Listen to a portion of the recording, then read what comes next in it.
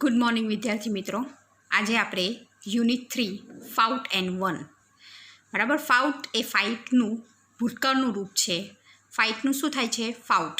અને વન એનું પ્રોનાઉન્સિએશન શું થાય છે? વન. વન એ વિનનું ભૂતકાળનું રૂપ છે. WIN વિન, બરાબર ને બાળકો? ફાઉટ એન્ડ વન. હવે આપણે એની એક્ટિવિટી 1 શું છે આપેલું છે? તો કાવ્ય છે.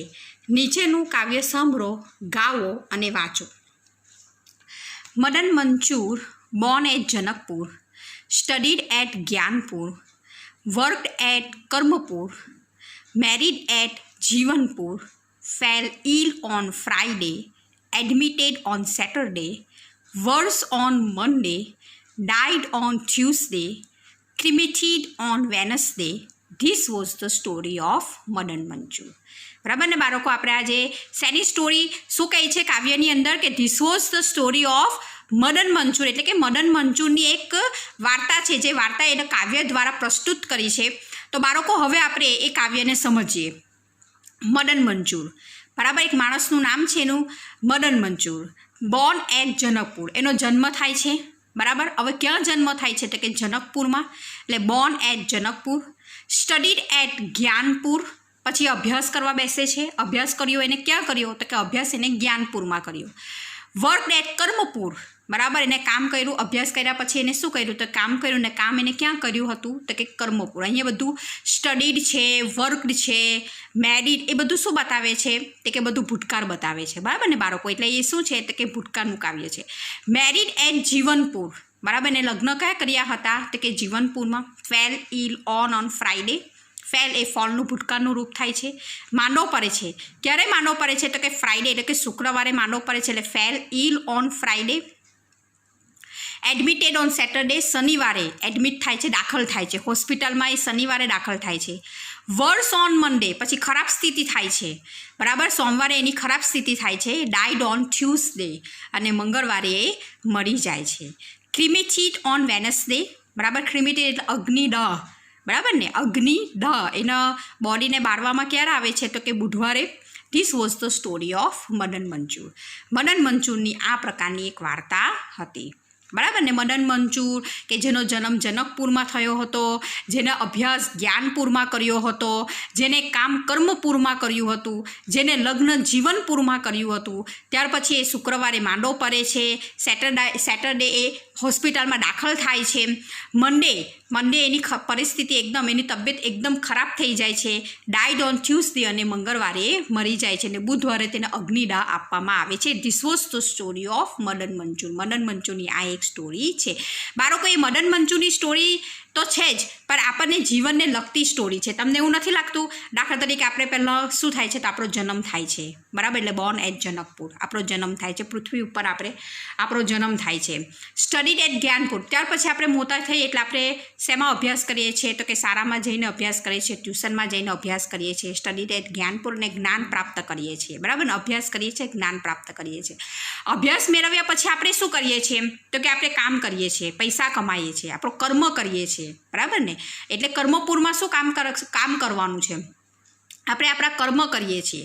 હવે આપણે એમાં સેટલ થઈ છીએ ભણીને, ને એમાં સેટલ થઈએ તો મેરિડ એટ જીવનપુર, અને ત્યાર પછી આપણે શું કરીએ છીએ? તો કે લગ્ન કરીએ છીએ, બરાબર ને? ફેલ ઇલ ઓન ફ્રાઈડે, શુક્રવારે આપણે માંદા પડીએ છીએ.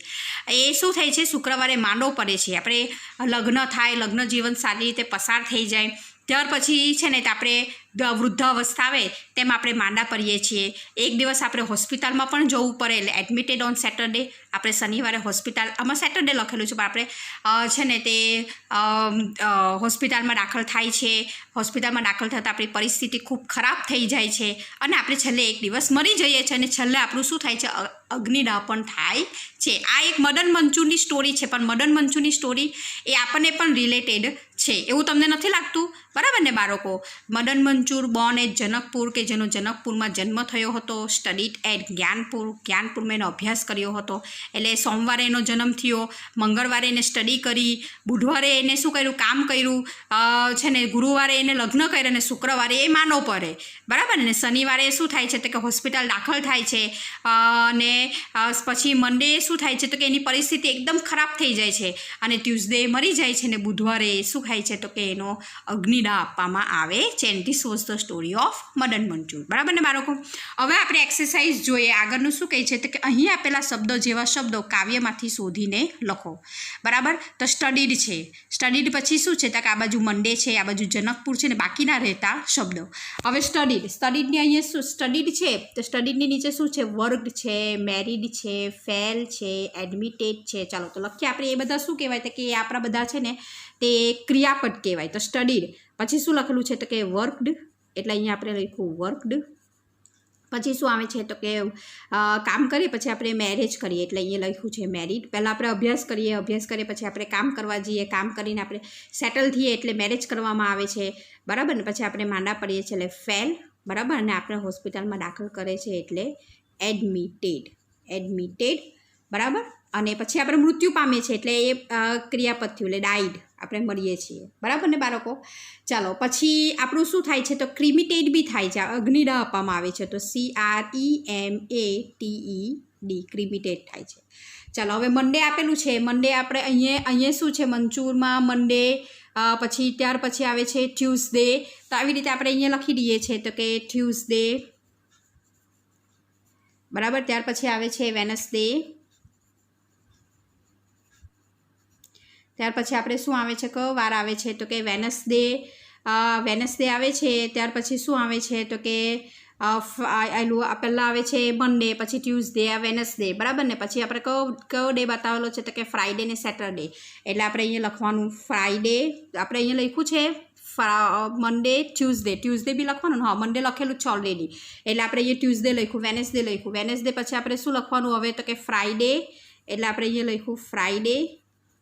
બરાબર? ત્યાર પછી ફ્રાઈડે પછી શું બાકી રહી ગયું છે તો સેટરડે, એટલે અહીંયા આપણે લખ્યું સેટરડે. સમજ પડી ને બાળકો? આની અંદર જે આપેલું હોય ને તે જ કાવ્યની અંદર જે આપેલું છે ને તે જ આપણે લખવાનું છે. કાવ્યની અંદર મંડે ઓલરેડી અહીંયા આપેલું છે એટલે આપણે મંડે લખ્યું, ત્યાર પછી એની નીચે ટ્યુઝડે લખ્યું, ત્યાર પછી આપણે વેનસડે લખ્યું, ફ્રાઈડે લખ્યું, અને સેટરડે લખ્યું. કેમ? કારણ કે આ જે સ્ટોરી છે, આ જે કાવ્ય છે તેની અંદર આટલા જ દિવસ આપેલા છે એટલે એટલા દિવસ આપણે અહીંયા લખ્યા છે. બરાબર? હવે આપ્યું આવે છે જનકપુર. એટલે બરાબર જનકપુર છે, જ્ઞાનપુર છે, કર્મપુર છે ને જીવનપુર છે. બરાબર ને? તો હવે અહીંયા લખ્યું જનકપુર ઓલરેડી આપી દીધેલું છે એટલે આપણે અહીંયા લખવાનું જ્ઞાનપુર. બરાબર? ત્યાર પછી આપણે લખવાનું કર્મપુર. ત્યાર પછી આપણે લખવાનું જીવનપુર. ચાલો એ પૈતું. હવે બાકી રહેતા શબ્દ, તો બાકી રહેતા શબ્દમાં જો જનકપુર આવી ગયું, જ્ઞાનપુર આવી ગયું, સ્ટડીડ આવી ગયું, વર્કડ આવી ગયું, કર્મપુર આવી ગયું, મેરીડ આવી ગયું, જીવનપુર આવી ગયું, ફેલ આવી ગયું છે ને, ફ્રાઈડે આવી ગયું, સેટરડે આવી ગયું, એડમિટેડ આવી ગયું. બરાબર ને? મંડે બી આવી ગયું, ટ્યુઝડે બી આવી ગયું, વેનસડે બી આવી ગયું, ક્રિમિટેડ બી આવી ગયું, ડાઈડ બી આવી ગયું. તો જે બાકી રહેલા શબ્દ કયા છે તો કે પહેલું તો મદન મંચુર, એટલે અહીંયા તમારે લખવાનું મદન મંચુર. બરાબર? ત્યાર પછી શું લખેલું છે તો એમ કે બોર્ન આપણે કર્યું જ નથી એટલે અહીંયા આપણે લખવાનું બોર્ન. પછી આપણે એનું શું છે એટ ઘણી બધી જગ્યાએ છે. જો એટ એટલે એક જ વખત આપણે એટ લખવાનું એટલે અહીંયા આપણે લખ્યું એટ. પછી બાકી શું રહ્યું, જો મદન મંચુર બી પતી ગયું, બોર્ન બી પતી ગયું, એટ બી પતી ગયું, અહીંયા બી એટ પતી ગયું. અહીંયા શું આવે છે ઈલ, ઓન બાકી ને, એટલે અહીંયા લખવાનું ઈલ. બરાબર? એને કોમા કરીને ઓન લખો. ઓન તમે નીચે બી લખી શકો, વાંધો નહીં. ઓન આવી ગયું.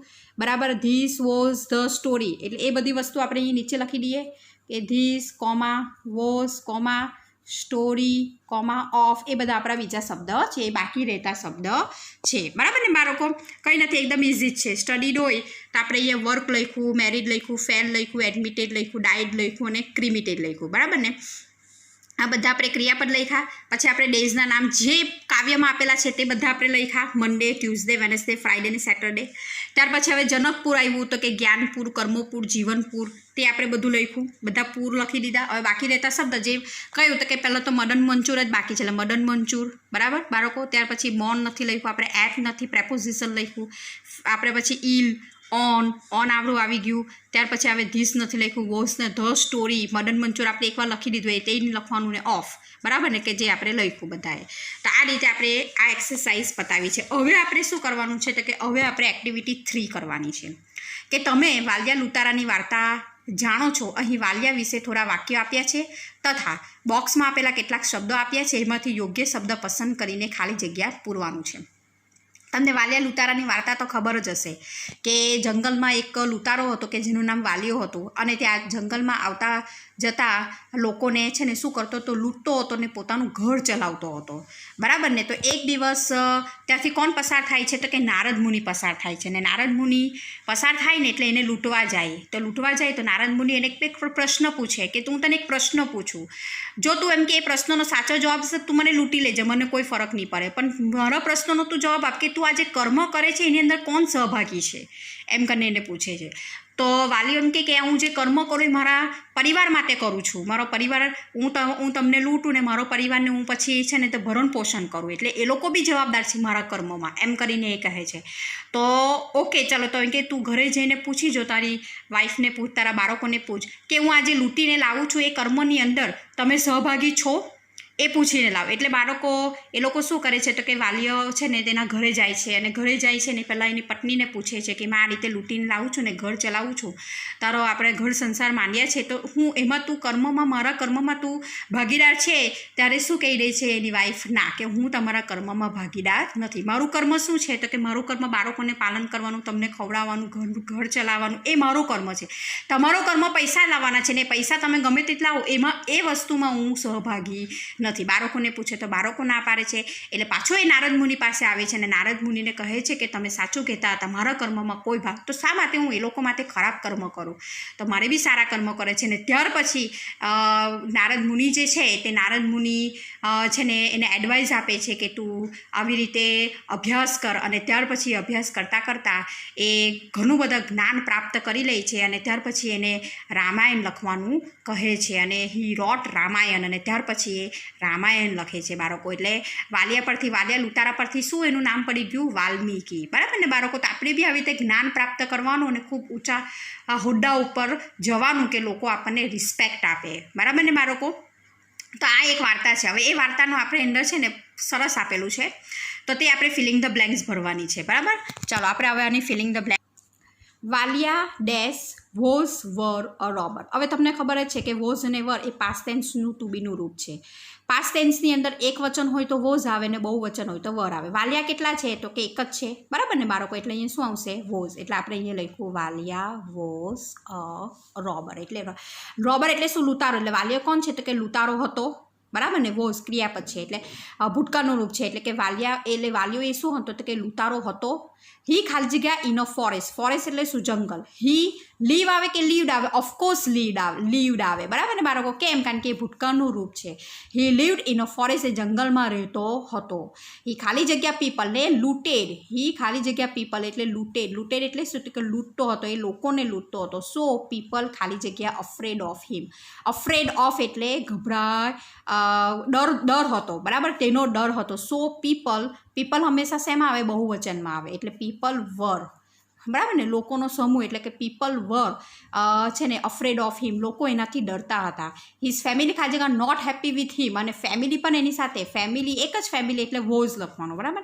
His family was not happy with him, એની સાથે ખુશ ન હતી. વન્સ નારદ મુનિ ખાલી જગ્યા થ્રુ ધ ફોરેસ્ટ, એક વખત નારદ મુનિ ત્યાંથી પસાર થઈ રહ્યા હતા. પાસ્ટ હિઝ એડવાઇસ ખાલી જગ્યા વાલિયાસ લાઈફ, એ સલાહ આપે છે કે તું તારી છે ને શું ચેન્જ કરી દે, તારી જિંદગી તું ચેન્જ કરી દે. Valiya the robber became Valmiki, અને ત્યાર પછી વાલ્મીકી બને છે ધ સેન્ટ, સાધુ. હી ખાલી જગ્યા ધ રામાયણ. હી રાઇટ આવે કે રોટ આવે બાળકો, યસ રોટ આવે, બરાબર ને. રાઇટ એ રોટ એ રાઇટનું ભૂતકાળનું રૂપ છે, બરાબર ને બાળકો. એટલે વાલિયા લુતારાની વાર્તા છે આ. Valiya was a robber, he live in a forest, જંગલમાં રહે છે. હી લૂટેડ પીપલ, એ લોકોને લૂંટે છે, લૂંટતો હતો, બરાબર. So people were afraid of him, બરાબર. એટલે કે લોકો એનાથી ગભરાતા હતા. His family was not happy with him, તેનું ફેમિલી પણ તેની સાથે ખુશ ન હતું, બરાબર. વન્સ એક વખત, વન્સ એટલે શું, એક વખત નારદ મુનિ પાસ્ડ થ્રુ ધ ફોરેસ્ટ, જંગલમાંથી પસાર થઈ રહ્યા હતા. હિઝ એડવાઇસ્ડ ચેન્જ વાલિયાસ લાઈફ, અને એની એડવાઇસથી વાલિયાની લાઈફ બદલાઈ જાય છે. ચેન્જ એટલે બદલાઈ જાય છે. એન્ડ વાલિયા ધ રોબર, એક વાલિયા રોબર બીકેમ વાલ્મીકી, અને વાલ્મીકી બને છે ધ સેન્ટ, એક સાધુ મોટો સંત બની જાય છે. હી રોટ ધ રામાયણ, અને ત્યાર પછી એ શું લખે છે? રામાયણ લખે છે. બાળકો, હવે તમારે જો નહીં કર્યું હોય તો તમારે આ ફિલિંગ ધ બ્લેન્ક્સ કરવાની છે, અને આ પણ ફિલિંગ ધ બ્લેન્ક્સ તમારે કરવાની છે. થેન્ક યુ બાળકો.